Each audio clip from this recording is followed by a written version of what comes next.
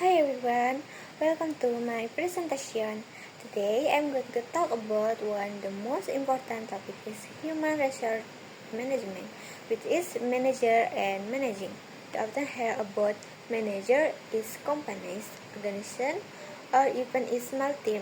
But do we really know what a manager actually does and what does it is really meant to manage something or someone? In this presentation, I explain what a manager is, what managing means, and what their main functions are, and why their role is so essential for our organization sukses. So, let's get started. Pertama, kita bahas dulu siapa itu manajer.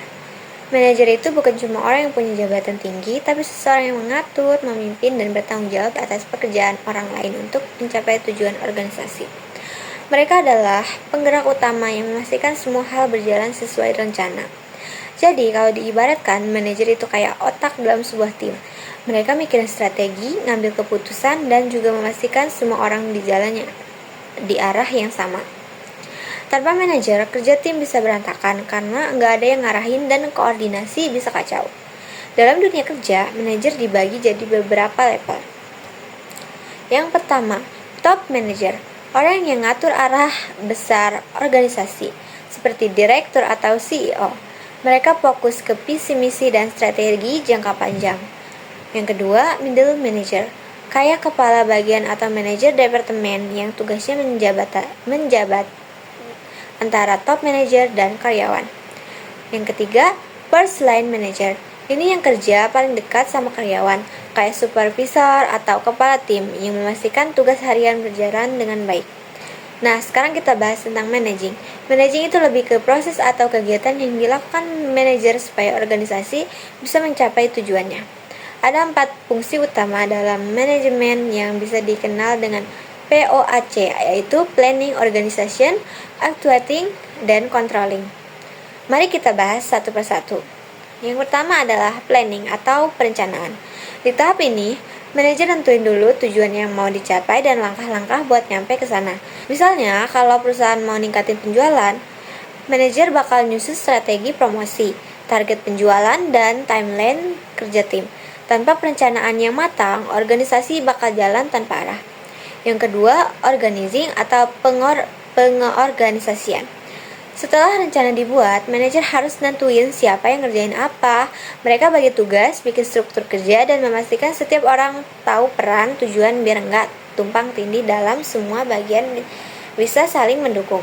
Yang ketiga, actuating atau leading, pelaksanaan atau kepemimpinan. Nah, di manajer mulai memimpin timnya buat menjalankan rencana tadi. Bukan cuma buat ngatur, tapi juga memotivasi, memberi arahan, dan membangun semangat kerja. Manajer yang hebat itu bukan yang ditakuti, tapi yang bisa bikin timnya semangat dan percaya diri. Yang keempat, controlling atau pengawasan. Tahap terakhir adalah pengawasan. Manajer harus memastikan pekerjaan berjalan sesuai rencana. Kalau ada yang melenceng, dia harus segera cari solusi dan melakukan perbaikan. Misalnya, kalau target penjualan turun, manajer bakal analisis penyebabnya dan cari strategi baru. Selain 4 fungsi itu, manajer juga harus punya 3 keterampilan utama manajerial atau skill. Yang pertama, technical skill. Kemampuan dalam bidang pekerjaan yang spesifik. Yang kedua, human skill atau kemampuan berkomunikasi, memahami, dan bekerja dengan orang lain. Yang ketiga, conceptual skill, yaitu kemampuan melihat gambaran besar dan membuat keputusan strategis. Manajer yang sukses biasanya punya keseimbangan dari ketiganya. Dia bisa ngerti teknis, kerja, bisa dekat sama timnya, tapi juga punya visi besar buat masa depan organisasi. Kalau dilihat dari kehidupan sehari-hari, contoh sederhana bisa kita temuin di sebuah restoran. Pemilik restoran adalah top manager yang ngatur kinerja dan stok bahan makanan. Nah, kepala dapur jadi first line manager yang ngawasin langsung proses masak dan kualitas makanan. Tanpa manajer yang bisa mengatur dan memimpin, restoran itu bisa gagal kasih pelayanan bagus dan akhirnya kehilangan pelanggan.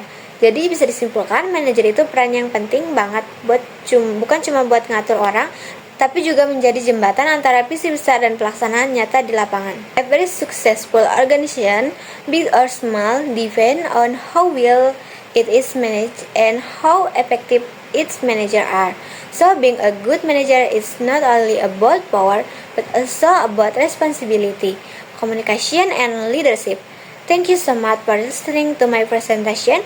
I hope you enjoy it and learning something useful about the importance of manager and managing. See you next time. Bye bye.